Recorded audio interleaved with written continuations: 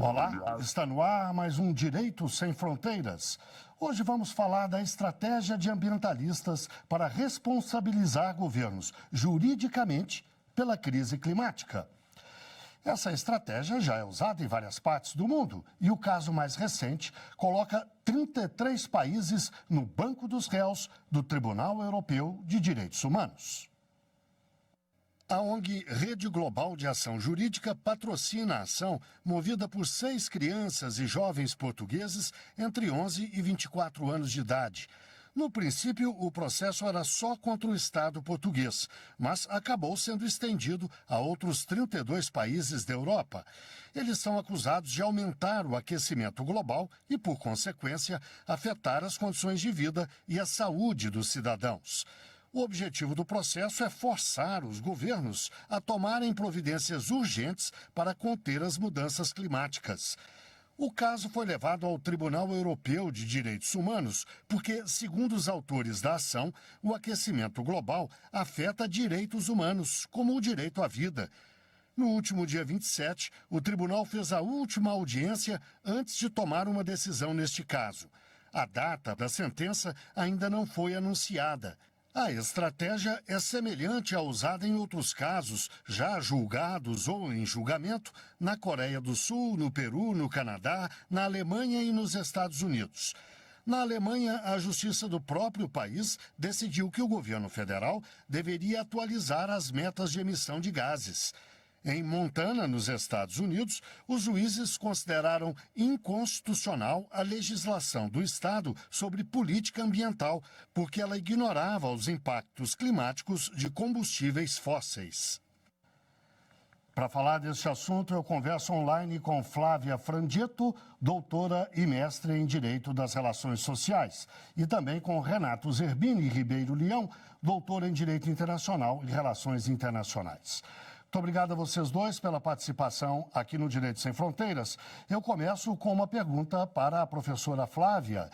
Professora, essas 6 crianças, adolescentes, jovens adultos e uma ONG têm legitimidade para abrir uma ação contra 33 países, 33 estados, 33 governos, numa questão tão grave assim? Tem legitimidade? Em tese, sim, Guilherme, porque elas se consideram como violadas enquanto vítimas das questões climáticas.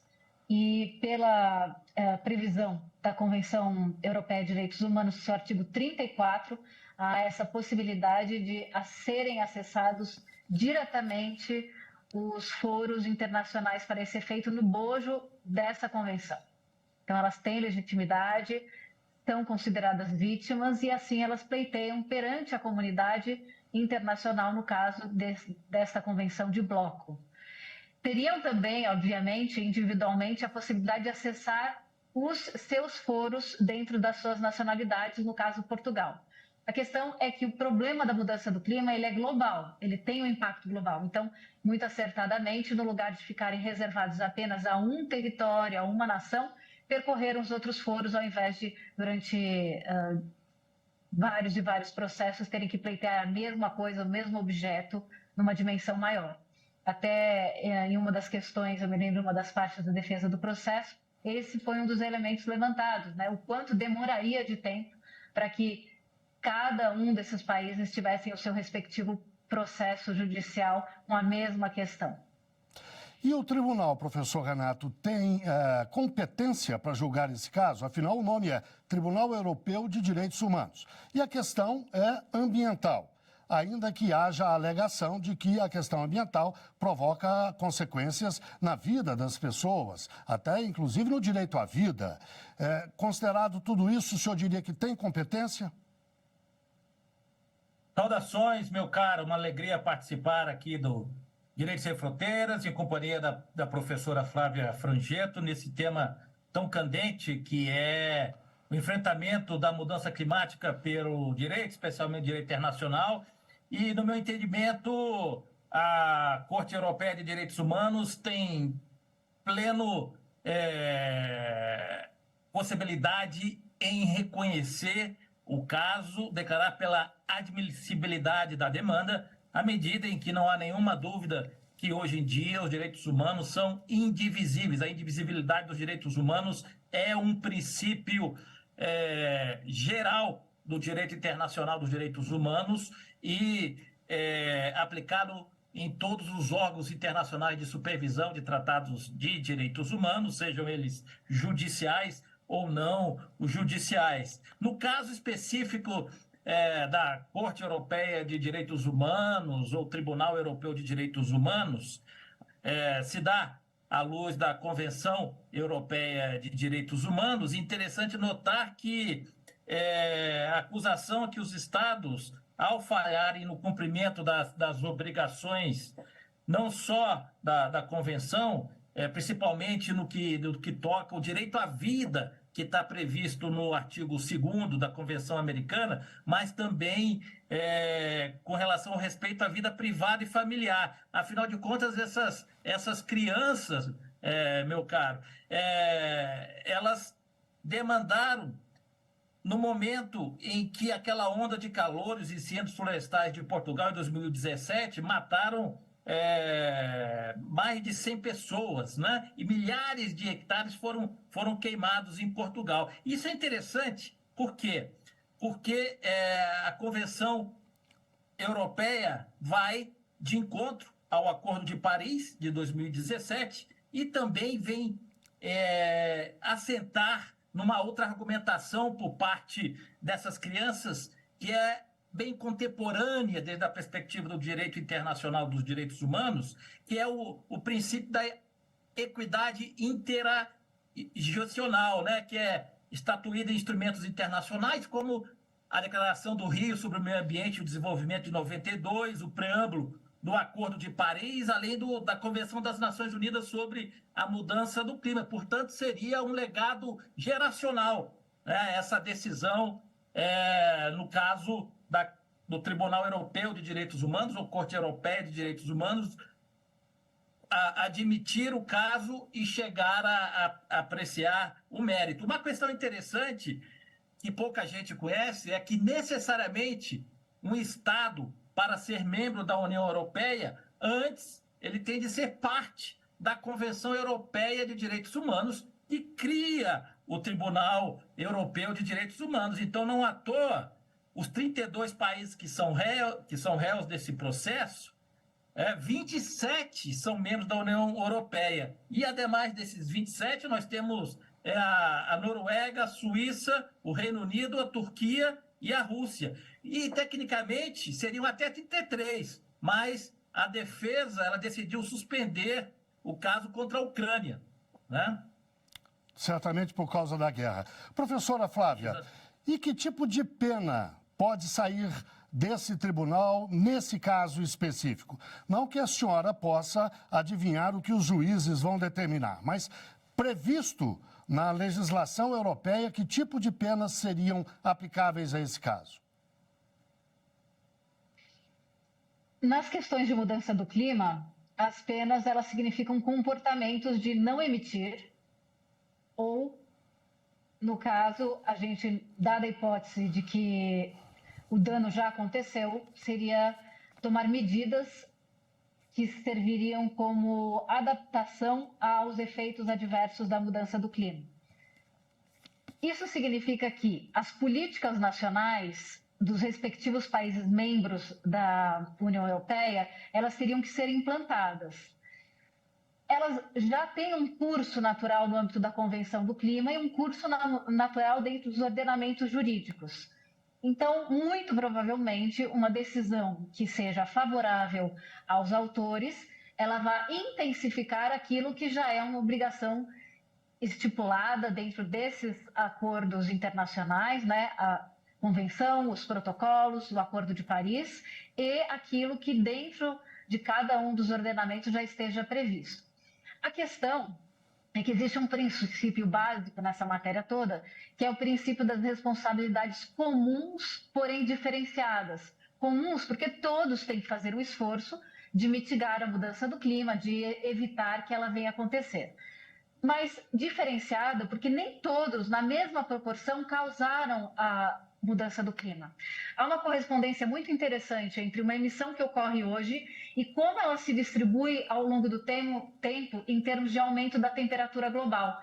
Então, no caso, haverá necessidade, por uma questão de justiça, de que cada um desses países tenham a sua parte prevista dentro da proporcionalidade com que levaram ao dano que está sendo configurado.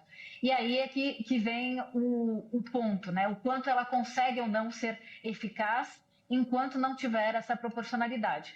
A novidade, nesse caso desse processo judicial, é que se está imaginando, pelo menos em termos da linha de acusação, que os países sejam ali obrigados a fazer reduções de emissões, contribuir para os resultados de mitigação, inclusive causadas por outros países e não só por eles mesmos.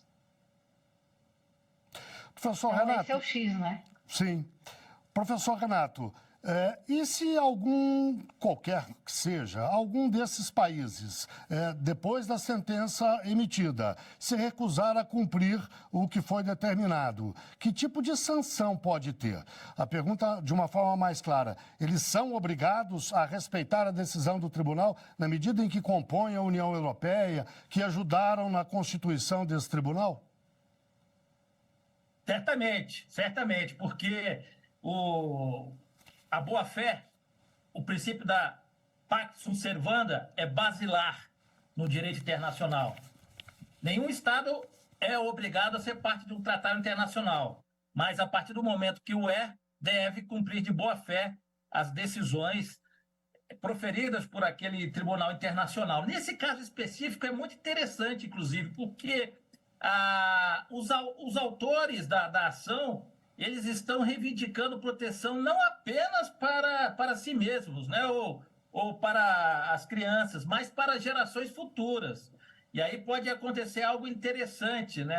Se na eventualidade da admissibilidade ser aceita e o Tribunal Europeu entrar no mérito da questão, vai ser preciso provar os danos e os tribunais eles acostumam a não aceitarem coisas do futuro, mas nesse caso, à luz de todo o apelo climático, do legado geracional, é possível que haja algo interessante, né? Acho que, por outro lado, a tradição histórica dos tribunais internacionais, caso seja o assunto resolvido favoravelmente às crianças, será limitado a elas, né? aos 6 reclamantes. E cada uma delas terá que explicar a afetação direta que sofreu com o incêndio e a fumaça lá em Portugal, né? Isso é bastante interessante. Agora, o complexo, o emaranhado jurídico que envolve normas, que envolve princípios, vão frontemente ao ideal de existência da União Europeia. Não à toa, para que um Estado seja parte da União Europeia, antes ele tem que ser parte da Convenção Europeia sobre Direitos Humanos. De modo que essa sentença ela teria que servir de base para todos os países membros da União Europeia, e aqueles que não são, conforme dizíamos antes, deverão seguir nessa toada. Imagine você que, se esse mesmo caso fosse decidido pelo Tribunal de Direitos Fundamentais da União Europeia, onde 27 estados da União Europeia estão sendo demandados, aplicar-se aquele princípio da eficácia direta e imediata das decisões. Ou seja, embora o caso fosse contra Portugal, todos os demais 26 estados teriam que responder à sentença. Muito bem. Teriam que incorporar necessariamente o seu ordenamento jurídico interno. Professora Flávia, Nós dissemos no começo do programa que essa não é a única experiência nesse sentido. Há precedentes de tribunais internacionais julgarem casos na Coreia, no Canadá, nos Estados Unidos, na Alemanha, inclusive, no caso, um tribunal nacional. Essas decisões jurídicas, elas são efetivas, de fato resolvem o problema, ou essa é uma questão mais política que tem outra dimensão? Gostaria que a senhora falasse sobre isso, mas daqui a pouquinho, logo depois do intervalo. O Direito Sem Fronteiras, portanto, faz uma breve pausa e volta já já.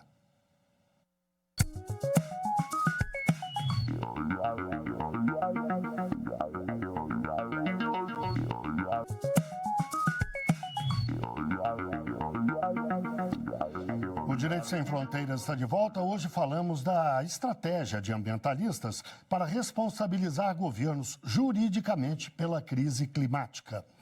Essa estratégia já é usada em várias partes do mundo e o caso mais recente coloca 33 países no banco dos réus do Tribunal Europeu de Direitos Humanos. Para falar sobre isso, nós estamos conversando com Renato Zerbini Ribeiro Leão, doutor em Direito Internacional e Relações Internacionais, e com Flávia Frangetto, doutora e mestre em Direito das Relações Sociais. Professora Flávia, no bloco anterior eu deixei uma questão no ar para a senhora abordar agora. Eu lembrei que casos semelhantes a este do Tribunal Europeu dos Direitos Humanos já aconteceram no Canadá, nos Estados Unidos, na Alemanha, na Coreia, no Peru. A pergunta que eu faço é a seguinte: afinal, questões como essas, é melhor levá-las para tribunais? As decisões de tribunais nessa área são efetivas? Ou essa é uma questão mais política que se resolve no jogo político? A pergunta é muito interessante, Guilherme. A resposta é que não é tão simples assim. Veja só.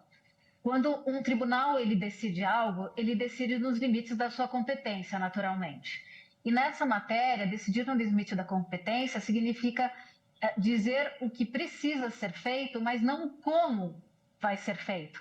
Porque quem tem legitimidade para dizer o como vai ser feito seriam os países, ou seja, o poder executivo de cada um desses países, ou o poder legislativo, mas o judiciário não poderia vir e dizer você faça assim, daquela maneira, a sua redução de emissão. Quando um executivo ele faz um trabalho dessa natureza de dizer como vai ser feita a redução de emissões, ele entra nos setores da atividade econômica, nas formas plausíveis de monitoramento de redução de emissões, nas atividades possíveis, mas isso se enfronha dentro de uma política pública, enquanto dizer qual é a política pública não é um papel de um judiciário, tampouco de uma corte internacional. Então, eu diria que, nesse sentido, a capacidade que o juízo internacional, no caso, uma corte internacional dessa matéria, tem de fazer algo, ela é muito reduzida. Serve, porém, como um grande recado para a humanidade, no caso para os europeus, no caso para as populações que se sentem ameaçadas e que estão sendo ali nos seus direitos humanos violadas, como um grande recado do que precisa ser feito para se evitar novas emissões e, ao mesmo tempo, para levar o assunto a sério, a ponto de fazerem-se os investimentos, de serem cumpridos os acordos que já estão ali objeto de alguma tratativa ou que já são ali em vigor. Enfim, eu diria que podem ser até efetivas, mas eficazes, dificilmente. Professor Renato, alguns desses julgamentos que nós citamos na reportagem e agora há pouco, no Canadá, nos Estados Unidos, Alemanha, Coreia, Peru, enfim, alguns foram julgados por tribunais nacionais. Qual é a diferença de tramitação, por um lado, e de consequências, por outro, de ações julgadas em tribunais nacionais e em tribunais internacionais? Isso é importantíssimo desde a perspectiva dos direitos humanos, meu caro Guilherme, porque seja qual for o resultado do julgamento dos jovens portugueses que estão lutando por um futuro melhor para todos, parece que os litígios climáticos não vão parar, né? Um estudo recente da Universidade de Colômbia, por exemplo, diz que essas ações judiciais especificamente sobre questões climáticas dobraram nos últimos 5 anos. Nós temos aproximadamente, até 2022, algo em torno a 2.180 casos climáticos. A maioria, certo, foi registrada nos Estados Unidos. Aí um dos casos emblemáticos, importantes, todo mundo deve se lembrar, muito midiático, foi a condenação da Shell em Haia, que foi obrigada a reduzir suas emissões em 45% até 2030. Desde a perspectiva dessa visão, direito interno, direito internacional, no direito interno, a perspectiva do cumprimento da sentença ser mais efetiva. As pessoas tendem a achar isso, né? Inclusive, desde a perspectiva do direito internacional dos direitos humanos, nós temos o princípio da subsidiariedade, que foi emergido da própria Corte Europeia de Direitos Humanos, que é aquele que diz que a jurisdição internacional ela chegará se os juízes nacionais não responderem conforme os padrões mais contemporâneos do direito internacional dos direitos humanos, à luz do princípio pro persona, no qual hoje em dia recebe a questão ambiental plenamente. Então, desde essa perspectiva, os juízes nacionais seriam os grandes primeiros defensores de direitos humanos. Desde a perspectiva internacional, nós temos que visualizar que os órgãos internacionais de supervisão de tratados não são apenas judiciais, são políticos também. Nós temos, por exemplo, a Corte Europeia de Direitos Humanos, Tribunal Europeu de Direitos Humanos, que é um órgão judicial, que profere sentenças. Mas nós também temos, para dar-lhes um exemplo, o Pacto Internacional de Direitos Econômicos, Sociais e Culturais, do qual o Brasil é parte, e que mergulha na questão ambiental, na questão de mudança climática, tem até uma declaração sobre mudança climática, e o Brasil, justamente nessa primeira semana do mês de outubro de 2023, está lá rendendo seus relatórios oficiais em Genebra para esse comitê. É um comitê político. Ele manifesta preocupação e faz recomendações para que um Estado consiga responder àquelas preocupações. De modo que, desde a perspectiva internacional, não é apenas uma questão judicial, é política também. Agora, nem por isso podemos tirar a força, porque, veja bem, que seria mais forte uma sentença da Corte Internacional de Justiça ou, veja você, uma resolução do Conselho de Segurança das Nações Unidas. Muito bem. Bem, eu gostaria de perguntar à professora Flávia, o professor Renato acaba de citar o Brasil, é importante a gente falar disso agora. O Brasil, nos anos recentes, foi muito criticado internacionalmente por dezenas e dezenas de infrações na área ambiental. Houve uma melhora sensível nos indicadores dos últimos meses. No entanto, o Brasil ainda enfrenta em larga escala o desmatamento, o garimpo ilegal e inúmeros outros crimes ambientais. O país pode acabar num tribunal internacional por esses crimes, professora? Sim, pode. Inclusive porque o Brasil ele é parte também de tratados internacionais ambientais, né?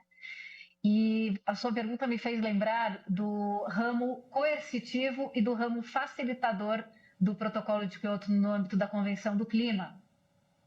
Ele não chegou a ser estabelecido como deveria, como poderia, mas tudo indica que esse tipo de discussão voltará à tona. Ele estava no bojo da Convenção do Clima. E veja só, numa hipótese de um não cumprimento, se imaginava que dois caminhos, daí esses dois ramos pudessem ser observados. Um, não cumpriu, consequência, uma punição negativa, por isso coercitiva. E o outro era, não cumpriu, uma solução que fosse de facilitação para um cumprimento, que significasse uma boa possibilidade de chegar ao resultado, uma ação direta no ambiente, a efetivamente explicar como outros países fizeram que conseguiram cumprir nas suas devidas proporções. Então, eu acho que a maior lição, tanto no caso do Brasil quanto em outros países, é como o nosso país consegue ensinar a fazer um tratamento bom para o meio ambiente naquilo que o Brasil já se tornou expert. E, ao mesmo tempo, como ele consegue aprender nas relações internacionais com países que conseguiram reduzir as suas emissões.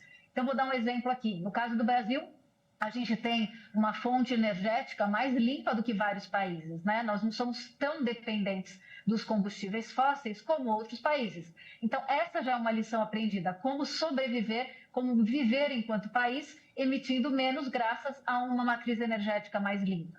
Por outro lado, em algumas questões que são de gerenciamento de algumas condições ambientais que nós temos mais dificuldade, nós poderíamos também aprender com os outros. Mas em matéria de mudança do clima, eu digo que nós temos muito a ensinar efetivamente, até porque qual que é a consequência dela? É o aumento da temperatura global. E o aumento da temperatura global significa aprender a viver em temperaturas mais altas, como nós já estamos tendo que aprender já há algum tempo. Então, quando na Europa tem uma onda de calor e se fala 40 graus, 42 graus, quantas das nossas regiões aqui já não vivem isso há anos, ainda mais com a intensificação da seca? Então, que adaptabilidade nós temos para as nossas culturas, os cultivos, para os nossos biomas, que significam também aí lições aprendidas e conhecimento tecnológico, técnico para os outros países. Bem, chegamos ao fim do nosso programa de hoje. Eu agradeço muito a participação de Renato Zerbini Ribeiro Leão, doutora em Direito Internacional e Relações Internacionais, e de Flávia Frangetto, doutora e mestre em Direito das Relações Sociais. E muito obrigado, claro, a você que nos acompanhou. Não deixe de seguir a nossa programação no site da TV Justiça. Nós estamos no YouTube, no Instagram, no Twitter, no Spotify. É só digitar lá @Rádio e TV Justiça que você encontra o nosso conteúdo. Até o próximo programa.